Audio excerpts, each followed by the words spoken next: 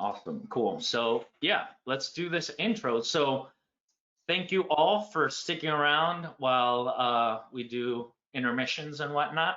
Um, this next talk is Dave Mayer, almost free adversary emulations. And I've known Dave for a lot of years. I don't even know if we should count them, but it's what, maybe 5 years, maybe a little more.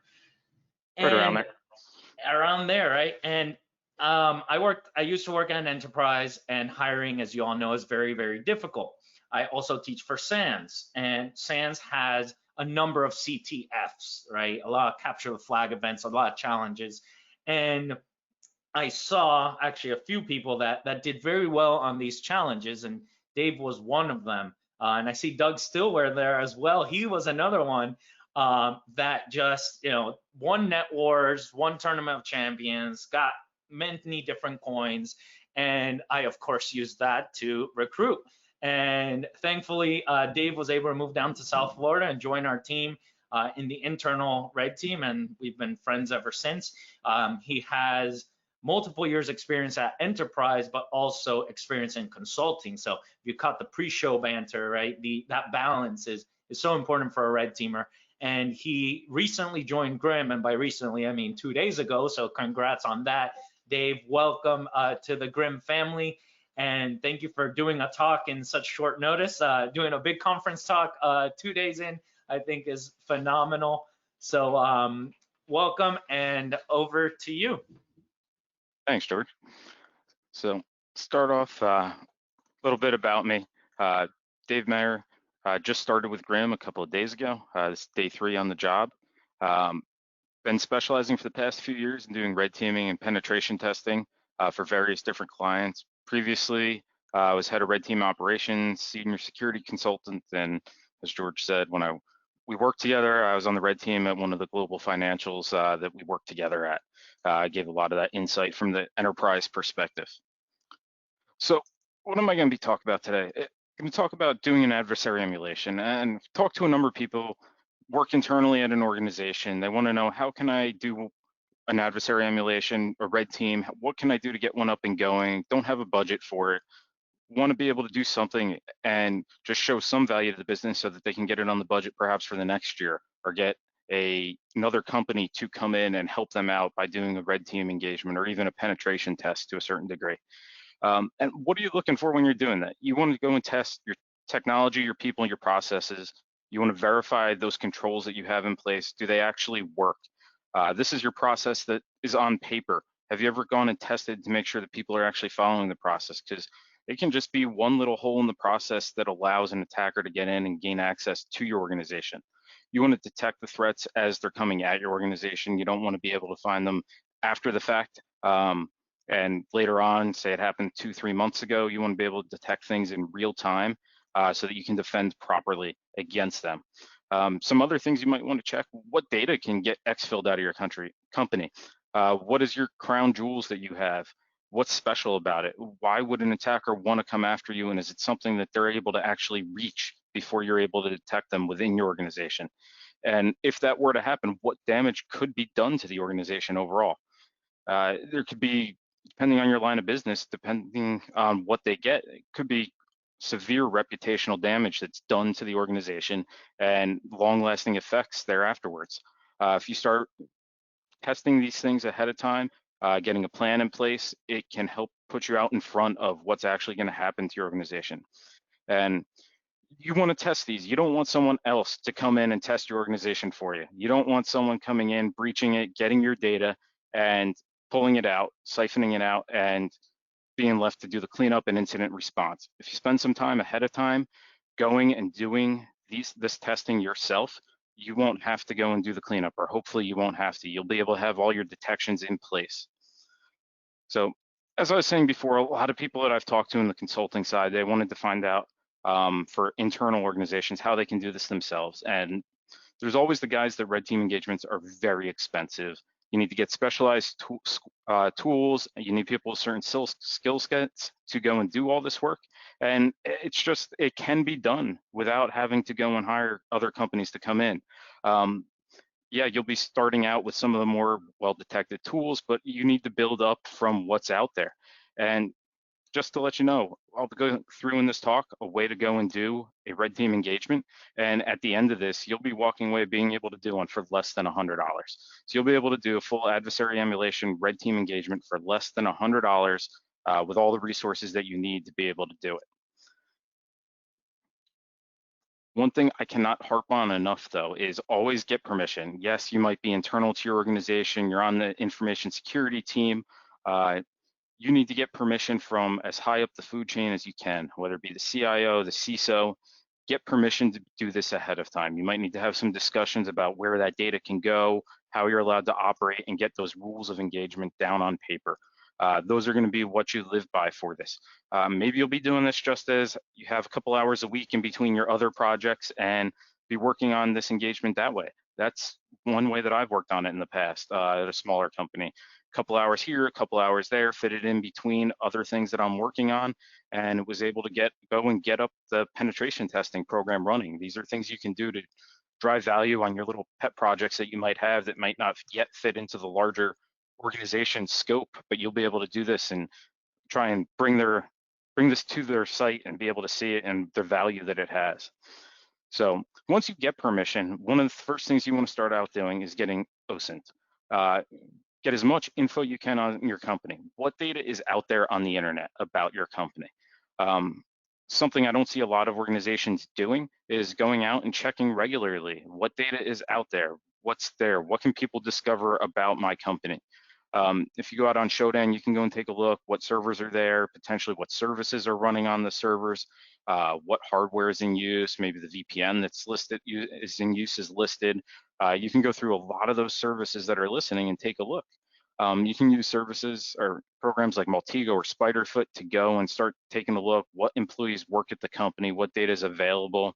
I like to go and download a ton of password dumps. I got a giant external hard drive full of them, and I'll go and start searching through them for the companies either I'm taking a look at doing some work for to see what's there, just to even get an idea of their exposure footprint before beginning an engagement.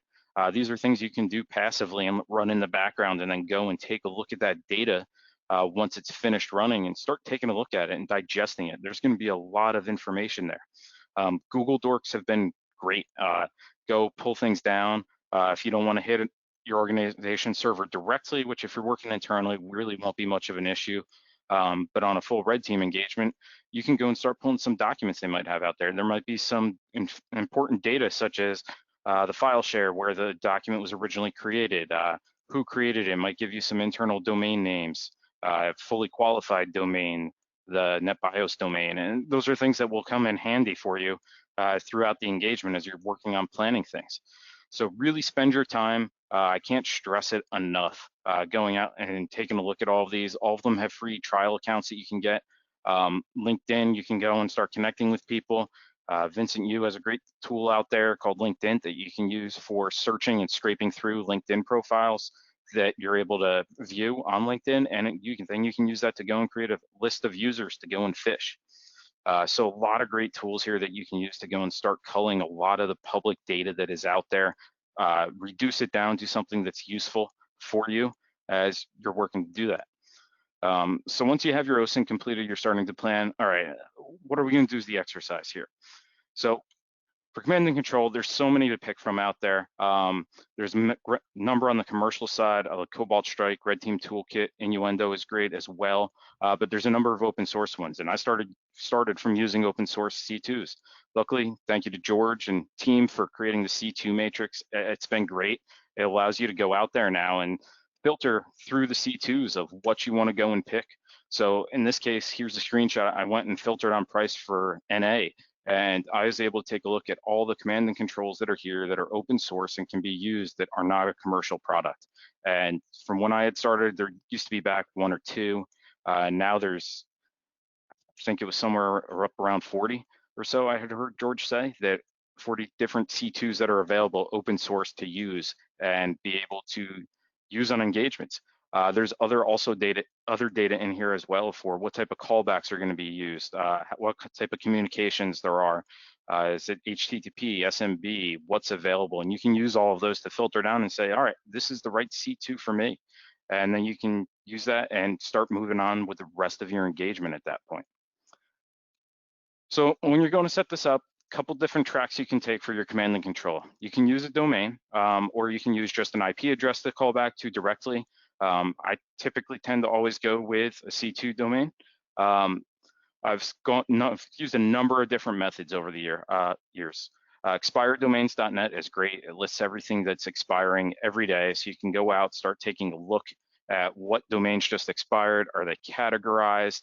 Are they available still to purchase? Some people buy them and purchase them right away. You can filter on the top level domain as well, so you can do .com, .net, whatever you are interested in. Domain Hunter from Threat Express is great. It does a lot of that too, more on an automated basis to go out and take a look at what's available and you can purchase, and then go buy that domain and you have it to be able to use. Cloud Raccoon is an awesome tool from Nick Landers over at Silent Break. Allows you to go out, create an account with either Azure, AWS, GCP, and go and enumerate through on like AWS the elastic IPs that are available for the pool that you're connected to. So it'll actually go iterate through, grab each of the elastic IPs that are available and see if there's a domain that's already tied to that IP. That way you don't have to go and purchase a domain, and you already probably will have categorization on it. So it's not something you're gonna have to worry about going out and getting one of those domains, building a website, getting it categorized. A lot of time that you would have to work through there to go and do that. I have also gone out and bought my own domain. I wanted it to look specifically like some other organization, a similar name, and you can go and create your own domain, buy it, and then work and go and build a website so that you can get it categorized and have it there ready to use. This will take more time, but if you're working on an internal project, you usually have a good amount of time in between everything else that you're working on to do that. So you can go and build the site. It will give you some practice there as well, and just taking a look at what goes into putting together these type of engagements from a higher level. So once you have that domain, you could have either bought one from an expired domain, found one that's out there from Cloud Raccoon, or gone and built your own. And then you can start going through a lot of these categorization services to see if it is categorized. This is just a handful of them. You can go and take a look, see how they're currently categorized. Some of them, if you just buy a domain, a couple days after, it might just be listed as new domain or domains less than 1 week old. And you'll need to go and build that site out, as I said, and get it categorized. You can use some tools like DomainCat and Chameleon there to go and check categorization across a number of services and see how your current site is categorized. And one other thing I forgot, if you're going out there to expire domains, purchasing domains that have already been out there, you can go back to the Wayback Machine in the Internet Archive and go and pull an old version of that website and then rebuild the site this way it used to be previously. And it saves on a bunch of time being able to go and do that and just get a website stood back up quickly that has it categorized the same way that it was before. Huge time saver there to go and get that done and get that stood up. So once you have your domain picked out, you figure out how you're going to handle your communications, or how you're going to get your site and the domain controller or domain name tied to it. You got to figure out where you're going to host it. If you use Cloud Raccoon, you're sort of going to be tied to hosting it in AWS if that's where you got the IP, or Azure or GCP. You can use DigitalOcean as well to go and host that site. Now, depending on the rules that you had put in place by your organization and the rules of engagement, you might have to have your own internal server set up for that, which you can go and then either put something public facing in your DMZ, or internet facing that's allowed to connect back from the cloud and use a redirector to connect back into that if you need to. And that's the self-hosted route, where you go and you just stand up your own server and have it hosted that way. There's been times I have a number of static IPs on my home connection, and times I'll go and stand up a virtual machine and have it sitting right there on the external when data needs to be housed locally. There's a number of different ways that you can do this, and it's really just going to come down to a decision within your organization of how they want you to handle that. And rules always read the terms of service, make sure you're not abusing any of those services, and you won't have your account shut down. It's not something I have run into yet, having any of my accounts shut down for doing C2 for testing that I'm doing, but I have heard of it happening. So moving along, next step of planning is how are you going to do your communication between the implant that you'll eventually generate to run on the internal systems and command and control server that you're standing up. It depends on the adversary that you want to emulate to and what you want to emulate within the environment. So do you need HTTP callback? Do you need to have HTTPS callbacks? Do you need to have DNS callbacks? Do you need to use a different type of communication internally? Do you need SMB between hosts internally? You can also do TCP connections as well internally, depending on the C2 framework that you're going to be using.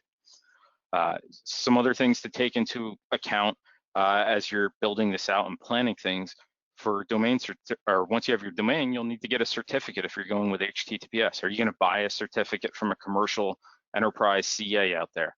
Are you going to use Let's Encrypt to go and get a certificate? Are you going to use a self-signed certificate? And it's all going to depend again against the adversary that you're emulating for this specific engagement. Self-signed certificate has the highest chance of getting flagged. Let's Encrypt has become very popular for using across a whole number of services now, where you can go and just get free certificates for your site. Works well as well for command and control. Go and get that certificate and it looks legitimate. You have the nice lock there and it's from a valid CA that systems out there trust. Most expensive route is going the commercial CA, which you can still get those certificates relatively cheap. I see them sub $10 now for going and purchasing one of those. Some of the other decisions you need to make are, you're going to have this implant called directly back to your command and control server. Very common to see that. Are you going to use domain fronting? Some of the adversaries out there have started doing that depending on which APT you're picking, and you might need to use domain fronting services to get that stood up. There's still a few out there that allow it, that you're able to do domain fronting through.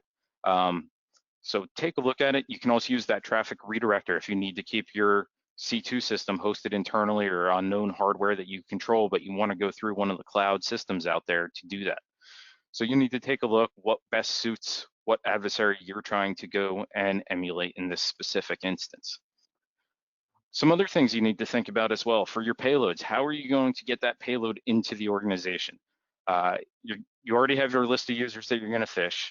Are you going to attach it to the email that you're sending it to them? That might get caught by the systems that you have, you might not. And you can use this as well to test what you're able to go and get into your organization. Placing a link in your email versus attaching the payload. In that case, you need to have a separate server, another service to host that payload when you send the link in to see if the users are able to click on it, download it, and exploit it or run on their systems. And sometimes companies might have a service exposed that allows for remote code execution and you're able to just use that. Take a look at what's available in your organization through Shodan.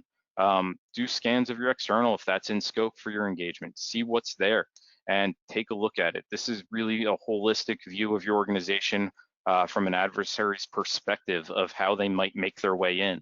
And they're always going to take the route of least resistance. When you're actually crafting your payload that you're going to send in, are you going to create a VBA macro and put it in a document or an Excel document and send that in through email? You can do that as a link in email. You can use an HTA, try and get an executable in, or PowerShell scripts. I've used Go as well to create executables. They're rather large, but they work. And there's endless choices that you can use here to go and create and craft those payloads and to find something that may work, that copies the adversary that you're interested in for this specific organization and what works for you for this engagement. This might be your first one internally just to get the ball rolling for that future. So now you have your payload, you put your plan together, you're gonna need to go spearphishing. You're not gonna just phish everyone across the organization or a couple thousand users. You're gonna be selective, maybe go in rounds of phishing. You already have your list of users that you had generated of email addresses. So I've done every single option on this list here. I have run a mail server. It is not fun. I don't recommend it. Maybe you should all try it once. It's definitely challenging to get it up and running. I recommend getting one up and running, leave it running for at least 30 days if you're going to use it to do phishing so that you can just get known out there, scanned. Okay, this mail server is tied to this domain. It's at least 30 days old. It doesn't seem malicious. so that you're able to send email inbound to your organization. You can use G Suite from Google to go and spin these up. You can get accounts set up, Office 365. You can get free trials for 30 days or so to go and spin up a company account with your own custom domain. You can use Namecheap as well. They offer some free email services for various periods of time, I think either 2 weeks or 1 month. They've been changing that up. And you can use all those to do that. And take a look at that as well. There might be a difference if you're using Office 365 for your organization's email and it comes from G Suite, it might be handled differently than it coming from Office 365. So those are different things to take a look at what the attacker is doing that you're emulating, but you also have to work with what you have available internally when you're doing things on a budget. So now you have all of your infrastructure set up. What are you gonna do? You send the phishing emails to a couple of users that are in scope, and hopefully you watch the shells come in. They execute the payload that you sent in, and you now have access to the internal network. Make sure that you keep all of your logs on your C2. Once the engagement's over, copy those down internally if you're using a cloud VPS. Those are what will document everything that you did during the course of the engagement. Make sure you keep them on until the report's finished in a good period of time there afterwards, so you have them available to go and reference anything that was done. If you're making any changes to any systems, dropping files on systems, anything you might be doing, any of the actions on objective that you're taking through the course of the engagement, you need to document. And that's just for deconfliction purposes afterwards. Even if you are the incident responder who's running this engagement internally just to do it for the first time, document it. You're not gonna remember everything that you did. And later on, you'll be trying to figure out, okay, was this me? What was this as you're going through the log? So I really recommend documenting every single lateral movement that's made, any change you made, where you drop files on what systems, and clean up everything that you can beforehand. Every time you move laterally to a system, you'll need to do that as well. Any files you may have downloaded, and just document. I was able to go and pull this file from this share and document that as well. You're demonstrating value to the organization, saying we need to go this route, do more testing this way. And the only way you're going to do that is by showing what was possible during the engagement that you were running. So once you have all of that, you'll need to create your report. You really want to put an attack narrative in there. So just a story of how we got in, what users were phished, which users clicked on it, what users did you gain access to. And then for each of the issues that you identify, you're also going to want to put in steps on how they can be remediated. Now, some of them might take a year, 2 years, part of a larger project to get the issues fixed throughout the organization, but it's steps in the right direction. A lot of times you may identify some large issues that you never thought were an issue inside of your organization doing this. And typically on your first engagements is when those will be identified. And you'll want to be able to account for that on the back end. And then once you have your first engagement done, you have your report done, written up, you've turned it in, you've briefed those that you need to brief on the report and walked them through it, start planning for the following year, start working to get it in your budget. So for the total cost of setting up an entire domain, domains vary in price anywhere from $8 up to around $20 or so for the majority of domains out there. I went with an average of about $15. So say you go with command and control domain that costs about $15, email domain that's about $15. I calculated in here using GCP for hosting the VPS. If you're using self-hosted email, you'll have to add in a second VPS as well for that. G Suite's rather cheap, $6 a month. Office 365, you get a month for free and you get reputational value right away out of that. And if you get a Komodo SSL certificate, just under $8. So the total cost for doing the entire engagement with this is $68.15. Being able to do that much work for your organization and bring that much value, you didn't have a budget for this at the beginning of this, and something you added in as one of your projects throughout the year, I think most organizations can probably come up with just under $70 to go and do something that would bring so much value to the organization. I've done it. I've done some slightly larger engagements under this same sort of setup that we didn't spend more as a team, more than $500 for a multi-month engagement. Now that's not including the cost of having the employee do the work, but it still brought a lot of value. Spent a lot of time doing OSINT and finding the users that I needed to specifically target. We were able to go and fish those users, and we had access directly to users that were the end goal, and gain access to that data that they had access to as part of the engagement. Really, the more time you take in the planning side of this, you will benefit from on the engagement side, on the actual action on objective, and actually gaining access into your own organization, then moving around laterally if you need to do so. If you spend enough time up front doing the planning, it will take you shorter to actually run the engagement itself. Ended up speeding up a little bit right there, but I do just want to go, and anyone, if you have any questions, feel free to ask them, and I will be here hanging around for a little bit. Sweet. I've been waiting so long for this talk. I guess you can't really say where you've done these, right? Yeah. But yeah, definitely I can attest personally that I saw the under $500 one being done, and shout out to the other folks that they know who they are. They're watching this. Great job.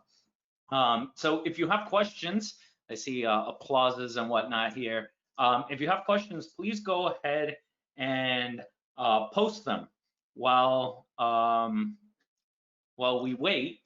For the one that you used, did you mention what C2 you used? I don't think I actually did. In this case, I had used Empire. Nice. The original Empire. The original, yeah. I posted that. I know you've been wanting to do this talk about 2 years ago, so Empire sounds about right. A question I got that you didn't mention, but what's your experience with things like Evil Engine X, and GoFish, and those types of tools? Evil Engine X, I love it. It's great for getting around two-factor. Being able to go grab the sessions, grab the user session. Many times they don't even have any idea. Like if you go and buy a domain close enough to the organization's name, the end users will have no idea. Some caveats to throw in there. Some things I've seen with like Okta is the Okta plugins within the browser will not work properly if you're fishing for Okta two-factor. So some things may be a little bit strange to the user, but you still have that active session by the time that they actually discover that they might not be on the real site. So just to walk anyone through if they don't know, right? So you are pretty much fishing for someone's username, their password, and their one-time token or multi-factor? So with Okta or with Evil Engine X, what you're actually fishing for there, you'll capture their username and password, but typically you'll be using it to get around two-factor authentication. So you won't actually get access to, say, Duo. If it's a Duo push to their phone, you won't be able to get access to their phone to approve the push. But they'll approve their own push because they're logging in themselves from Duo, and then you'll actually have the session cookie itself to go and access the service. So you'll then just drop that into Firefox with a cookie editor, and you have access into the user session at that point, and all their cloud resources that they might have, or even Citrix directly to the internal network. Nice, yeah. So with Citrix or any of those remote tools nowadays, right? You'd be able to piggyback on that and then just execute code, right? Like initial access, you don't have to exploit anything. You just log in with the credentials and then execute your payload yourself without having to fish. That's awesome. We have a question here about what wrote misdirection tools. I'm guessing it's redirection tools, redirectors, relays. So how do you keep, or what tools do you use for redirectors and relays so that when it comes in, you know where it's coming from? If it's coming from your target environment, you send it to the right place. If it's coming from the wrong target environment, you send it somewhere else. What tools do you like for that? So I'll typically use Apache with mod rewrite on there, and I'll start writing custom rules within mod rewrite to identify the exact URLs that I would expect to be coming from the implant that's running. So you can usually customize the user agent string if you want to change that slightly. You'll have the URL that it's going to, and you can even, if you do enough OSINT or it's a large enough organization, you will know what IP addresses they're coming from as well. So you can start combining all of those together on the redirectors to figure out exactly what you want to allow through the redirector or just reject and I don't know what you're talking about, 404. Awesome. I think someone had a question about the C2 matrix is the C2matrix.com. It does have a Q&A. I just answering that question live since it just came in from Mr. Bart or Mr. B. Guess I shouldn't drop your real name if you don't want to show it. Any other questions that we have here? We got a few more minutes before our next speaker, although I see Adam's here as well. And yeah, any questions you have, Dave is on Discord as well, so he'll be answering questions there. And I'm really glad you did this talk, Dave.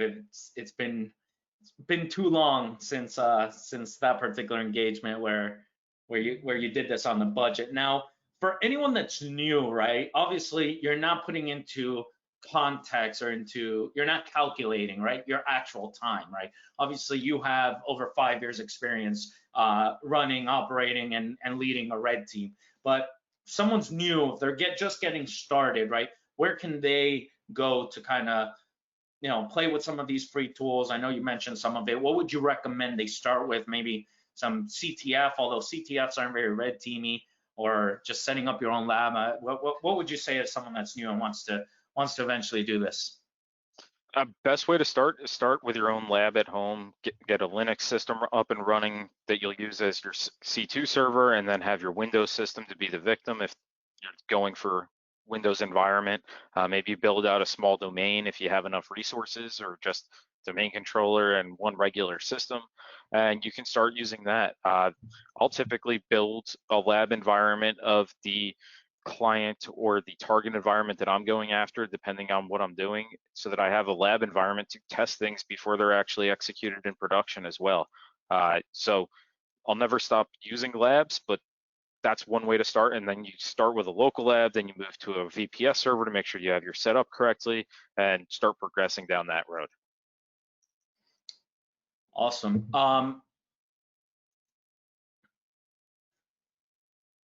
I just had another question. Oh, yes. So this question came up on Twitter a couple days ago, and figured I might as well ask you since we're here. This was obviously something you did a couple years ago. Nowadays, we see a lot of organizations moving from their standard antivirus to EDR solutions. As a consultant, or kind of on the budget, how can you kind of build an environment with that EDR?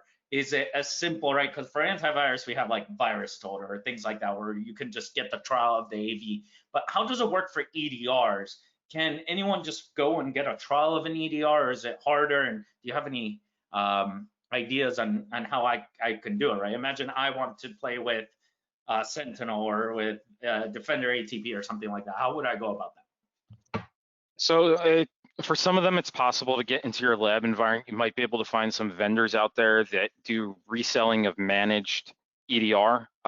Typically, that's targeted a lot of the SMBs out there. So companies that are like up to 200 machines or so, they're able to go and buy it, because typically the license is at minimum 1,000 machines.